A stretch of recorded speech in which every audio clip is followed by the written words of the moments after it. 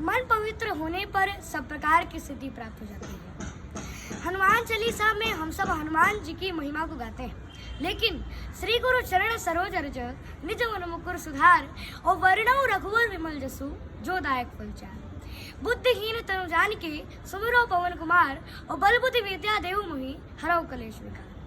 अब यहाँ किसी ने बाबा तुलसीदास जी से बड़ा ही सुंदर प्रश्न किया है कि जब आप हनुमान जी की महिमा का गान कर रहे हैं तो इसमें वर्णव रघुवर विमल जसु अर्थात भगवान श्री राम जी के विमल मतलब पवित्र चरित्र का वर्णन क्यों कर रहे हैं। तो तुलसीदास जी ने कहा कि अगर हनुमान जी को बुलाना है तो पहले प्रभु श्री राम जी के चरित्र का गुणगान करो, तभी वे आएंगे, अन्यथा वे कभी नहीं आएंगे। और ऐसे भी हमारे प्रभु श्री राम जी के चरित्र का गुणगान करने पर मन पवित्र हो जाता है और मन पवित्र होने पर सब प्रकार की सिद्धि प्राप्त हो जाती है। जब विश्वामित्र जी ने राम जी से कहा कि हे राम, तुम अपने चरण रज से शीला नारी अहिल्या का उद्धार करो, तब भगवान श्री राम जी ने कहा कि हे गुरुदेव, आप तो हमसे बड़े हैं और गुरु तो महान होता है, इसलिए आप ही चरण छुआ दे। तो विश्वामित्र जी ने कहा कि चरण कमल रज चाहती कृपा करो रघुवीर। अर्थात हे राम, बात यहाँ बड़े छोटे की नहीं है, मैं तुम्हारा गुरु, ये बड़ी महिमा है, पर ये अपने अपने डिपार्टमेंट की बात होती है राम। कहीं कहीं चेले की महिमा भी अधिक होती है। बात यहाँ ज्ञान की नहीं है राम। सुनो, यहाँ जो अहिल्या का जो पतन हुआ है सो ब्रह्मवश इंद्र को गौतम के रूप में स्वीकार करने से चरित्र से पतन हुआ है, अर्थात चरित्र चला गया है। और जिसका चरित्र गिर गया हो उसका उद्धार कौन करेगा? उसका उद्धार वही करेगा जो चरित्र से पवित्र हो, अर्थात जो चरित्र से कभी न गिरा हो। और एकमात्र चरित्रवान तो केवल तुम ही हो राम, और कोई नहीं। क्यों? जब मन में विकार आ जाता है पर हम ज्ञान वैराग्य के बल पर संभल जाते हैं। पर तुम तो ऐसे हो राम कि मोहे अतिशय प्रतीत मन केरी, जागृत की कौन कहे जो सपने ऊपर नारी नहीं। ऐसा विमल चरित्र तो केवल श्री राम का है, इसलिए हे राम, तुम अपने चरण से शीला नारी अहिल्या का उद्धार। श्री गोस्वामी तुलसीदास जी ने रामचरितमानस में लिखा है कि युगुत वेद गुण कोई है रामचरित वर्ता। वर माने श्रेष्ठ और ताक मतलब धागा। और कवियों की कविता होंगी कविता मुक्ता मणिचारू, और कवियों की कविता मोती। अब यहाँ किसी ने बाबा तुलसीदास जी से लिखा है, अब यहाँ किसी ने बाबा तुलसीदास जी से पूछा है कि मोती कीमती होता है धागा। फिर तुलसीदास जी ने कहा कि मोती कीमती तो मोती होता है। फिर उसने पूछा कि कवियों की कविता कीमती है या राम जी का चरित्र। फिर तुलसीदास जी ने कहा कि प्रभु का चरित्र ही कीमती है। राम, तुम्हारा चरित्र स्वयं ही काव्य है, कोई कवि बन जाए सहज सुभाग्य है। मैथिली शरण गुप्त जी की यह पावन पंक्तियां सचमुच श्री राम जी के चरित्र की ही विशेषता है। अब प्रश्न है कि तुलसीदास जी ने कवि की कविता को मोती क्यों बनाया, धागा क्यों नहीं? अब यहाँ तुलसीदास जी का विचार तो देखिए कि उन्होंने कहा कि मोती में छेद होता है, छिद्र होता है, परंतु हमारे प्रभु श्री राम जी के चरित्र में कहीं भी छिद्र नहीं है। और उनका चरित्र जो है सो धागे के समान अनंत है। हरि अनंत हरि कथा अनंता, कहे सुनहिगा वही श्रुति सुनता। राम जी अपने आप में अद्वितीय है, निरुपम उपमा, आन राम समान राम निगम कहे।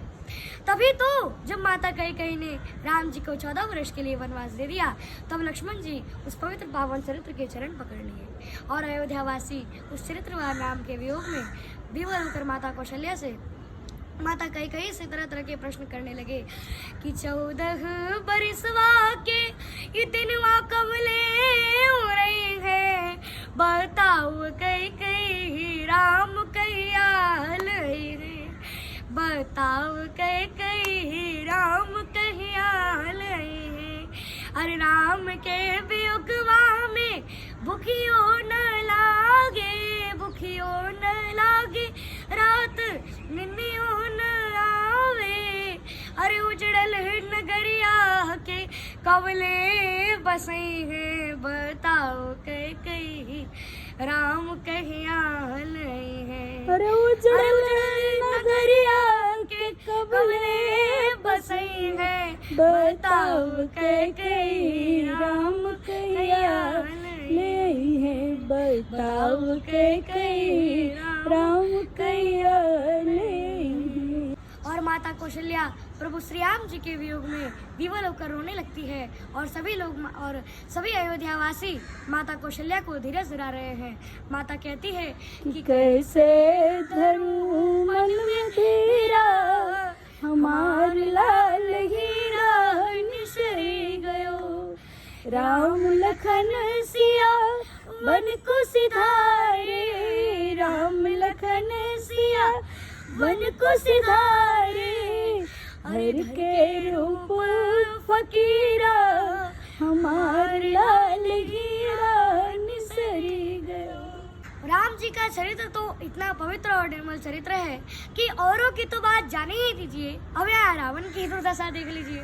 रावण गया कुंभकर्ण के पास, तो कुंभकर्ण ने पूछा कि क्या बात है लंकापति, बड़े उदास दिखाई दे रहे हो, तुम चिंतित आज दशानन क्यों? रावण बोला, हर ली हमने मिथिलेश कुमारी, हमने श्री सीता जी का हरण कर लिया है। कुंभकर्ण बोला, अधिकार किया तुमने उन पर? रावण बोला, लगती ही नहीं वो और हमारी, वह मेरी ओर देखती तक नहीं है, वो मेरी ओर ताकती तक नहीं है। तो कुंभकर्ण ने कहा कि जब महात्मा बनकर तुमने उन्हें हरण कर लिया तो राम बनकर ही उन पर अधिकार पालो, नकली तो बनना है, तुम राम ही क्यों नहीं बन जाते? तो रावण बोला कि बड़ी कठिनाई है, इसमें है हमको भैरव भारी, और जब राघव रूप लगा बरने तब मातु समान लगी सब नारी। अर्थात जब मैं श्री राम जी का चिंतन करने लगा तब मेरे मन से वासना ही चली गई। ऐसा पवित्र चरित्र है हमारे प्रभु श्री राम का। वर्णो रघुवर विमल जसु, ऐसा पवित्र चंद्र। अब यहाँ देखिए कि चंद्रमा कितना भी पवित्र क्यों ना हो पर फिर भी उसमें कलंक है, वो घटता बढ़ता रहता है। पर हमारे रामचंद्र में ऐसा चंद्र है जो कि निष्कलंक है, और पवित्र चरित्र का वर्णन तो पवित्र मन से ही किया जा सकता है। प्रभु श्री राम जी के चरित्र का वर्णन करने से 4 फल मिलते हैं, धर्म, अर्थ, काम और मोक्ष की प्राप्ति होती है। अतः जब कोई बात करता है तो वो दिमाग से करता है, और जब कोई गीत गाता है तो वो हृदय से गाता है, दिल से गाता है। पर जब हमारे प्रभु श्री राम जी के चरित्रों का गुणगान होता है तब भगवान हमारे हृदय में वास करने लगते हैं, और जब भगवान का हृदय में वास होगा तो अधर्म हो ही नहीं सकता। चारों तरफ धर्म के नगाड़े नगाड़े बजेंगे, इसलिए ईश्वर का गुणगान हृदय से कीजिए। जय जय श्री राम।